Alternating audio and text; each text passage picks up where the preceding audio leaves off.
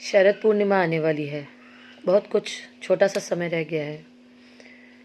तो आप सबके जीवन में आप सभी ज़्यादातर लोगों को शरद पूर्णिमा की महत्ता के बारे में पता होगा। जानते होंगे कि पूरे साल की सबसे बड़ी पूर्णमासी है वो। काफ़ी उस दिन हम अपनी आत्मा की उन्नति के लिए, अपनी सोल जर्नी को आगे बढ़ाने के लिए हम बहुत सारे चीज़ें, उपाय, कुछ तरीके की रेमेडीज़ हम कर सकते हैं जिससे हम इजीली आगे ग्रो कर सकते हैं। आज चलते हैं इस बारे में थोड़ी सी बात करते हैं। देखिए, काम तो हम सबके जीवन में बहुत है। हम सभी अपने अपने लाइफस्टाइल में मगन हैं, व्यस्त हैं। काम बहुत है, लेकिन उस काम को गधे की तरह करने की क्या ज़रूरत है।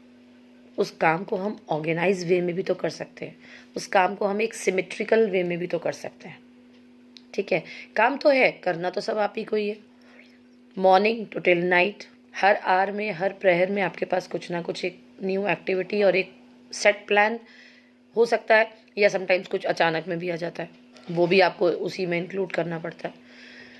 मैं मानती हूँ कि बहुत सारे लोगों के पास शायद बैठने का समय नहीं होता होगा अपने आसन पर, या वो शायद उस चीज़ को उतना वैल्यू नहीं करते होंगे, या वो उनसे इतना हो नहीं पाता होगा, या वो कोशिश करते हैं तो उनसे वो चीज़ एग्जीक्यूट नहीं हो पाती।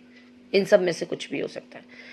लेकिन यदि अगर हम बैठने की कोशिश करते हैं और उसके बाद भी अगर हमसे वो चीज़ें नहीं हो पाती हैं, आपको आसन पर बैठने के बाद आप ध्यान लगाने की कोशिश करते हो, आपको आपके जीवन के दुख घेर लेते हैं, आपको कुछ अपने विचार वहाँ पर आके घेरने की कोशिश करते हैं, आप उस चीज़ से स्टेप फॉरवर्ड नहीं कर पाते हो, अपने आप को आगे नहीं बढ़ा पाते हो। आपको उठने के बाद लगता है मैं क्यों ही बैठ गई थी, क्योंकि बैठने के बाद तो मुझे और ज़्यादा ही मेरा माइंड जो था वो हसल में था वहाँ पर किसी ना किसी। तो क्यों ना फिर हम अपने चलते फिरते जीवन को, काम करते जीवन को, कुछ हम एक यज्ञ की वेदी सा बना लें। क्यों ना हम उसमें सारी चीज़ों को अपनी बीच बीच में अगर हम ड्रॉप करते जाएंगे तो वो अपने आप धीरे धीरे करके कर्टेल होना स्टार्ट हो जाएंगे। राइट?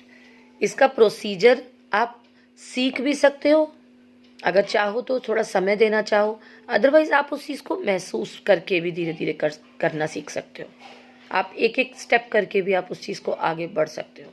आप अपने थॉट्स को देख सकते हो कि वो कैसे कहाँ तक जा रहे हैं, किस फ्लो में आगे बढ़ रहे हैं, आप किस फ्लो में आगे बढ़ रहे हैं। वहाँ पर वो भी सारी चीज़ें आपको हेल्प कर सकती हैं आगे बढ़ने के लिए। मेरा कहने का एक छोटा सा सिर्फ एक वृतांत यही है कि शरद पूर्णिमा आ रही है और वो बहुत बड़ी पूर्णमासी है, हमें बहुत कुछ दे सकती है वो रात। इसलिए उस रात को यूं ज़ाया ना कीजिएगा। कोशिश ये कीजिए, किसी से सीखिए, थोड़ा सा ज्ञान लेने की कोशिश कीजिए, थोड़ा सा खुद को छानने की कोशिश कीजिए। शायद पिछला कुछ आपके पास ऐसा हो जो इस समय दोबारा से आप सोचें, वो थॉट आपको आ जाए, दोबारा से एक रिकॉल हो जाए, आपको हेल्प मिल सकती है। कोशिश ये कीजिए, उस रात को यूं ज़ाया ना कीजिए, उस दिन को यूं ज़ाया ना कीजिए। पूरे साल के बाद एक चीज़ आती है, उसको हमें प्रॉपर वे में यूटिलाइज़ करना चाहिए। काम तो है, गधा बनने की ज़रूरत नहीं है। काम तो गधा भी करता है, बहुत हार्ड वर्क करता है, लेकिन हमें कभी कभी हार्ड वर्क को छोड़ के स्मार्ट वर्क करना चाहिए, जिससे कि हम अपनी लाइफ में किसी और चीज़ के लिए भी थोड़ा सा समय निकाल सकें। सेल्फ ग्रूमिंग को भी हमें टाइम चाहिए, लेकिन हमें इनर ग्रूमिंग को भी टाइम चाहिए। ठीक है? Hopefully you will understand. Thank you. नमः शिवाय।